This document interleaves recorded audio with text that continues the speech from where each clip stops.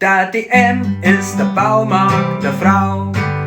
In diesem wohlriechenden, hellen Paradies gibt's alles für den Kampf gegen den Renovierungsstau. Wobei sie selber die Baustelle ist. Sie sagt, es ist vorbei und schön am alten Haus. Die Arbeit geht das sicherlich nicht aus.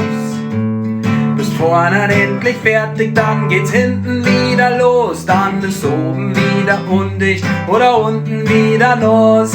Baustoffe, Versorgung, Sanitär, Farben und diverses Zubehör, Ersatzteil und Verschleiß oder einfach mal was Neues, sei Sonderartikel und noch so viel mehr. Ja, der DM ist der Baumarkt der Frau. Bevor er aufmacht, stingen's schon davor, gemeinsam in den Kampf gegen den Renovierungsstau. Ich sag, Respekt, wer selber macht, es gibt immer was zum Tor.